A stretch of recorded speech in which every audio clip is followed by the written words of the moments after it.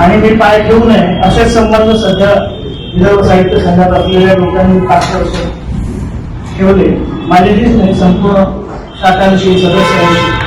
त्याच्यामुळे गेल्या 6-8 महिन्यांपासून माझ्यावरती लोकांचा सतत एक असा दबाव होता की गेल्या 5 वर्षात आम्हाला संस्थेमध्ये जावंसं सुद्धा वाटू नये आणि गेलो तर त्याची चुकीची वागणूक मिळाली, आपण चुकीचे आलोच वाटावरचं जे वातावरण निर्माण झालं आहे ते तुम्ही बघितलेच नाही, कारण तुम्ही जातच नाही. मी मनोजला आमच्या म्हैसाळकरला श्रद्धांजली दिल्यानंतर मी पुन्हा तिथे जाण्यासाठी मला होता नाही. पण गेल्या 5 वर्षात संस्थेत काय चाललं आहे याची मी अनेक प्रकारच्या कामामध्ये आहे, सगळ्यांना माहिती आहे. माझ्याबद्दल एक काम सांगायची गरज नाही. केंद्र सरकारपासून राज्य सरकारला बॅकफूटवर आणण्यापर्यंत आणि मराठीचा व्यापक विकासाच्या चळवळीच्या मार्फत की माझं काम कसंही करत होतो 5 वर्ष साहित्य संघात नव्हतं. खरं म्हणजे मी ते काम जे करतोय जे विभागीय साहित्य संस्था करत नाहीये, म्हणून ते काम माझ्यासारख्यांना मराठीच्या व्यापक हितासाठी, मराठीच्या भल्यासाठी अशी व्यासपीठं स्थापन करावी लागतात. विभागीय साहित्य संस्थांच्या संमेलनातले ठराव आणि अखिल भारतीय मराठी साहित्य संमेलनाच्या संमेलनातले ठराव हे त्यांच्याकडे उपलब्ध नाही, ते त्याचा कधी पाठपुरावा करत नाही, जे आम्ही हे व्यासपीठ स्थापन करतो आहे. कारण ते मराठीच्या व्यापक विकासासाठी आहे. ते काम कोणी करत असो, विभागीय साहित्य संस्था करतो. आता आम्ही मराठीच्या म्हणजे मराठी वाचनाचा वैदर्भीय इतिहास आणि विदर्भाचा सांस्कृतिक इतिहास 12 खंडाचा एक प्रकल्प मी संस्कृती मंडळाच्या मार्फत संपादित करायला घेतलेला आहे. हे कामं विभागीय साहित्य संस्थांची आहेत. या संस्था ते करत नाहीयेत म्हणून ते काम कोणीच करू नये असं नाही. म्हणून हे प्रकल्प आमच्यासारखी मंडळी करते.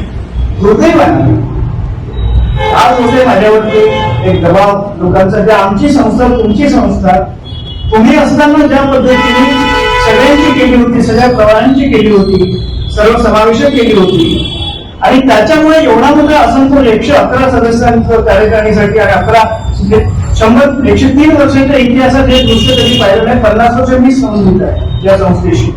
ही अभूतपूर्व स्थिती का निर्माण झाली? मी गेल्या 6 महिन्यापासून हा प्रयत्न करत होतो की यामुळे निर्माण झाली की जे लोक कार्यकारिणीमध्ये जातात ते तिथे गेल्यावर तोंड उघडत नाहीत, भूमिका घेत नाहीत, काटाखालची मात्र होऊन जातात. छोट्या छोट्या लाभासाठी, स्वार्थासाठी माणसं कुठे कवी संमेलनात ऐकता येतं, कुठे मला हे लोक यांच्याशी निमंत्रण द्यायला नाही. हे सगळ्या विभागीय साहित्य संस्थांमध्ये चालले.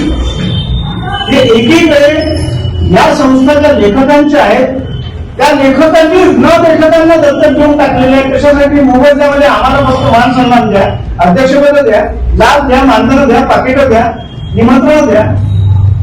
मी दोष न लेखकांना किंवा अअन्वयी लोकांना कधीच देत नाही.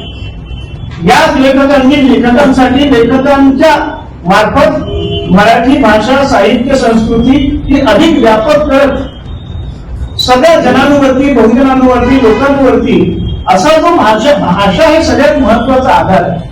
भाषा केंद्रित कामच या संस्था करत नाही, शासनाचंही करत नाही. हे तुम्ही सतत मी तो बोलतो गेली 40-50 वर्ष. परंतु या सगळ्या संस्थांनी आपल्या घटना पुन्हा आपल्या वैयक्तिक पत्रकारांनी नेहमी सांगत आलेलो आहे की आमच्या घटना घ्या. महामंडळाचा अध्यक्ष असताना मी सांगत होतो की आमच्या घटना घ्या, वाचा, त्याची उद्दिष्ट पहा, साधन पहा, आम्ही त्यातलं काय करतो हे तपासा आणि नाही तर आम्हाला जोडून काढा. दुर्दैवाने पत्रकारी कधी हे करताना मला दिसले नाही. आज तो पत्रकार आणि संपादक सुद्धा त्यांची हितसंबंध उमेदवार होण्यामध्ये गुंतल्यामुळे त्यांच्या वृत्तपत्रात टाकायचे येते. इथपर्यंत आपला सगळा 4था, 5वा, 6वा जो काही स्तंभ असेल हा पूर्ण खालचा झालेला. किती आपण लोभी होणार आहोत, किती व्यक्ती केंद्रीय होणार आहोत. आपल्या संस्था 100 वर्षाच्या आपण कशामध्ये निर्माण केल्या? चर्चेची लोकून इमारती बांधण्यासाठी. आम्ही विदर्भ साहित्य संघाची इमारत बांधली जात असताना